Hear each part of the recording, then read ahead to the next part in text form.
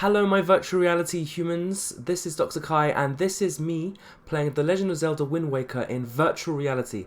Yes, there is an emulator, in case you didn't know, called Dolphin Vr that lets you play your Gamecube and N64 ROMs in VR, and it works surprisingly well. Look, I've got head tracking, the 3D is fine. Here's The Legend of Zelda Ocarina of Time, an N64 game. And I really am happy to relive that adventure in VR. And here's me playing Super Smash Bros. Melee, a game that I was really good at back in the day. I used to have some really good battles. And basically, in this video, I'm just going to give you a brief overview about how to set it up so you can get going with your games. Now, the first thing you need to do is obviously install Dolphin VR. You get it from this website here, which will be in the description. And once you've done that, it should look a little like this. It is free. You add your ROMs through the open button. But before we go any further, you need to make sure you've actually added the ability to run non-official games. So what you do is you go to the Oculus home, click the cog, go into general, and then make sure unknown sources, allow apps that have not been reviewed by Oculus to run on the Rift is ticked. It should be pretty much good to go, but there are a few things you need to know about setting it up. So let's start with VR settings.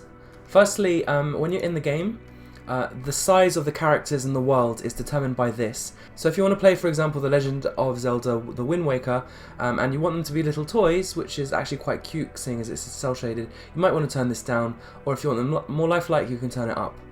By the way, everything is self-explanatory. You just need to hover over it and it'll either say down here or in a tooltip like that. I would make sure this is unticked because it only applies to the Vive, especially if you're in the Oculus. Next, you want to go to graphic settings, and the back end should either be Direct3D 11 or OpenGL. Direct3D 11 is more powerful if you've got the graphics card to handle it.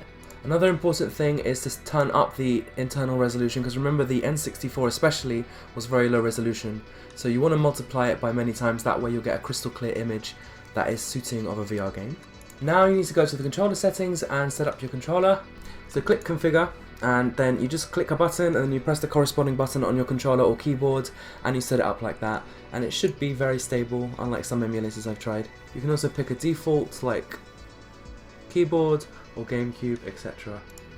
Now, before starting a game, it might be a good idea to go to properties and then to hide objects, and then these are generally the objects found in the game that can be a bit glitchy.